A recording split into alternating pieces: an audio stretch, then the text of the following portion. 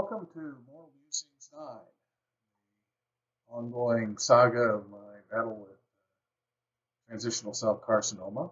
This is the first episode in 2017, and I apologize to those who, maybe the two or three people who missed the musings. The last one was over a month ago, so I apologize. A lot has happened, so I'll try to get everybody caught up. One thing, my beard is a lot grayer and my hair is a lot thinner. I still have it, so I haven't lost all my hair to chemo, so thankfully for that. December was kind of a washout month for me. Chemo was really sapping my strength and my energy. I was very anemic, had very low red blood cell counts, and as a result, uh, I ended up spending most of December, a lot of December, flat on my back. I just couldn't work very well. Get up and move around for about an hour, and then that's about all energy I had for the day. So it was a tough time, and that kind of affected everything else. Tired, don't have energy. It just kind of saps everything else. I did have the kids come visit and over the holidays, and that was wonderful. Just wasn't able to do as much as I'd like to with them. Still, it was great having the kids and having all their support. They've been wonderful. In fact, my son lives in Los Angeles, has made 3 trips in the last 6 weeks. He came for Christmas, and then the idiot had an opportunity to spend a romantic weekend over New Year's Day weekend with his girlfriend, and instead chose to come back and visit me again over New Year's, which I still don't understand, but certainly appreciate. And then when his girlfriend went away for to DC for the Women's March, he decided to come visit me again. So I was overjoyed with having him visit. Now my daughter wants to come back and visit. We'll talk a little bit more about that because that's kind of one of the things I want to discuss is feelings that evokes. But at any rate, back to the chemo. On January 20th, I went in for tests to see the progress of how the chemo was, how effective it was. And the tests involve an MRI and a CAT scan. And the bottom line results were not good. Tumors are all growing again, not just the big one, but the small ones in my lungs, throughout my chest area. So the doctor canceled my chemo treatment for that day and said that's it for chemo for a while. And so now I'm going in for immunotherapy. And I start tomorrow, so on the 31st. So that will be my first immunotherapy. Now, there's no way I can take the growing of the tumors as being good news. But in all honesty, it's not unexpected news. It's something the doctors anticipated. It's not unusual for the tumors to grow resistant to the chemotherapy. So that's why Dr. Beelan has a plan B and a plan C and a plan D and go on and on down the list. So we're on the immunotherapy kick now. Beyond that, as long as it remains effective. It's a different regimen. It's once every 3 weeks instead of every other week. The infusion process, which is exactly the same as it was for chemo, only instead of taking 2.5 hours to fill me up, it only takes about an hour. So it's a lot quicker. So, and it has supposedly a lot less side effects. So hopefully it means I can get back to my normal schedule and proactive and active work done. Because quite honestly, my work has suffered greatly over the last 6 weeks, and I've gotten in trouble for it. I say that that's been very disturbing. So I want to make sure that I need to keep the income coming. Those expenses are going down, they're going up. So hopefully we can get that addressed. I did get to go to Orlando this past week. It was a vacation.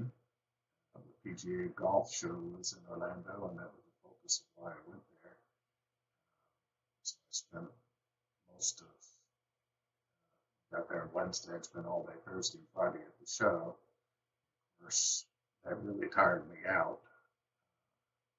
I was able to put in almost a full day both days, so that was very encouraging. By the end of the conference, I was collapsing in the hotel, so Holly went with me, but we didn't really have a whole lot of fun.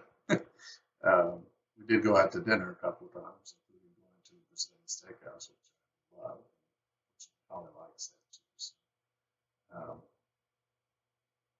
but then by 8 o'clock, just didn't get to enjoy it a whole lot. But on Saturday, we did get to go to Universal Studios, Universal Park in Orlando. That was just a tremendous experience. It's a little what I wanted to talk about today because I must confess, this is the first time as you could say, I took advantage of a situation, which I have never done before. I've never asked for anything, asked for any consideration. Darn it, the tickets to go to Universal for just one day pass for one of their parks is $165. That doesn't count parking, that doesn't count anything you spend in there. And while I have the money, it's not something I would feel good about spending it because of all the bills that we have and uncertainty in the future. So spending $350 for one afternoon, I knew that I probably would only make it 4 or 5 hours at most. It just seemed like an enormous expense. Yet I also realized this is probably going to be quite possibly the last opportunity I'd ever have to go there, and it's something I've always wanted to do.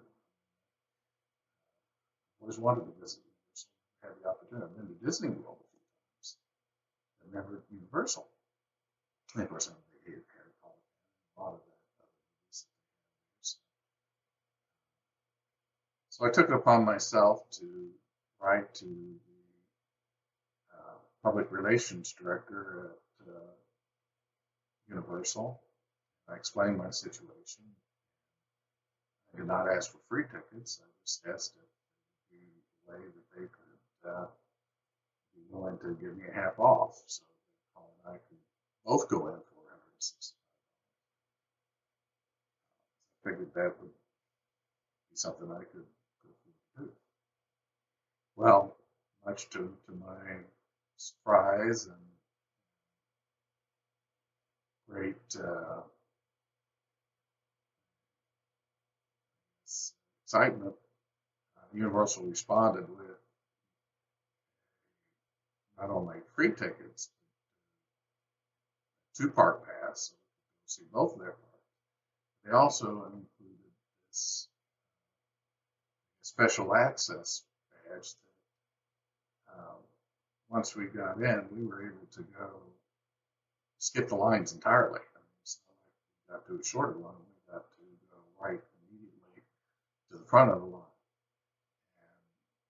And man, that was so helpful because some of the wide lines were an hour and a half long and what have you. There's no way I could wait a line like that. So got to write a lot. Neither of us are huge writer fans. Go through the Harry Potter experience and E.T. and the Minions. And it was a wonderful experience. Two bad things that came with the Minion ride. It wasn't real scary, but the cart would jump and come to a abrupt halt and jerk around.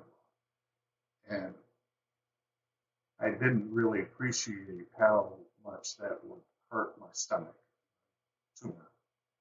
And boy, that was a mistake because it really did hurt. So we had to leave shortly thereafter, which was a shame because and then missing the other park too. So we really didn't get to see it. But we were both tired, and it was cold for that. It was like 60 degrees, cloudy and windy. So it just was kind of miserable weather. If it was in the 70s and sunny, we might have been able to gather the strength. But still, I'm very appreciative to the folks at Universal. And highly encourage people to go there. Heck of a park. Quite different than Disney. One thing, the park seems to go for more of an older audience. There's a lot fewer little kids there. So the noise level and the distraction, having a lot of little kids running around, it's not as distracting as it might be at Disney. So when you're adults only, it's a much nicer environment. There are a lot more adults there than kids. Now, that doesn't mean my age, but still, it was. But that kind of brings me to one of the issues I'm having to deal with, and that is kind of unexpected, but it's guilt. You know, and it's this quandary of asking for charity, I guess you could say, when I had to do things like to Universal, and whether or not, should I feel guilty about taking advantage of my situation? I mean, it is something that kind of goes against my character and my grain, but at the same time, it's not like I'll ever have another opportunity to do some of those things. So,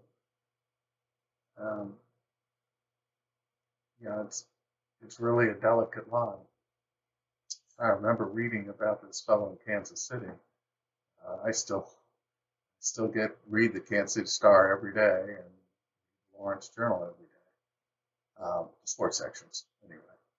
But I remember reading about this fellow in Kansas City that had cancer at a very young age. I think he was in his early 30s, and he took full advantage. He wrote to the Royals and to the Chiefs and to all of these places and got celebrity treatment, got not only free access, but got royal treatment, got to meet all these people. He had one hell of a time. Then a miracle happened, and his cancer was gone. So all of a sudden, he's cancer free, and he got all this free stuff. So his feeling was, and I think there may be some credibility to that, was that having all these wonderful things happen to him, being able to experience the joys of life, and getting all this royal treatment was in fact part of what helped cure him. because it kept his attitude up and it kept his mood right. Um, and I get that. I really do. Because I know I'm going through the times I've had over the last 6 weeks or so. My boss being upset with me at work side, and not feeling well, not feeling productive. You know, it's hard to have that enthusiasm for life that I think you need to have to do good battle with this thing. So having the right attitude is paramount. It takes getting some special treatment every now and then to keep your attitude adjusted. Well, what's wrong with that? Yet on the other hand, I have to think that, well, all these people do all of these wonderful things because you're dying and you're you're going to be gone in a short amount of time. And then you get well. Should you feel guilty because they did these things under false expectations? I kind of feel that way now with my family and friends because all my life I've always wanted people to come visit me, and they never would, family or friends. Extremely rare that we'd have company. When I lived in Florida, no one came to visit. Now all of a sudden I can't get people out of the house. My son wanted to come every month, and I told him no, that's too much. But he's still planning on coming every other month. Coming from Los Angeles, that's a big undertaking and expensive. My daughter wants to do the same thing. She doesn't have as far to go, but she's also a teacher, so she doesn't have the financial resources. So, I love the attention. My sister's coming. Juliet's coming this week. The second time, and those are the 2 times that she's come visit me, and she visited me once in 30 previous years. North Carolina, she never came to Florida. She did visit me in Texas, but then it was just an hour and a half drive, not getting on the plane. Same thing with my sister Cheryl. So she wants to come visit me, and now my brother-in-law wants to come visit me, and I love it. I think it's, and my friend Jeff is coming. My friend Jeff B is coming to visit his wife, and I know the reason they're coming is because I'm dying. So I kind of get into this feeling that everybody's expecting me to die, and I hate to disappoint them, but I really, really want to disappoint them. So I know it can't continue. At some point, people are going to say, "Well, he's been next to death now for." Hopefully, they'll come to that and say, "Hey, he's been dying now for 5 years. Well, enough already." Well, I certainly hope that. I certainly hope that they get tired of me being almost dying. That's kind of what makes me feel guilty about everybody coming now, because I'm still in denial on this whole thing. I'm still thinking I can't have cancer. I'm not going to die. Sure, I have pains and I'm hurting, but it's just indigestion. I still haven't processed the entirety of what I'm going through, and nor do I really want to. I feel the attitude that I need to have is one of pushing through all of this. So it kind of creates a dilemma. What do? If you tell people not to come, really selfishly, I like them to come. It's something I very much enjoy. But at the same time, I'm hoping they're coming under false pretenses. Then I get a little scared. So do they know something I don't know? Do they know I'm not going to make it? And here I am thinking, yeah, I am. So it does create a dilemma. But I guess when all things are considered, it's a good dilemma, because I'd rather be in a situation where I feel like I'm going to disappoint them and be around for a lot longer time. Anyway, until next time.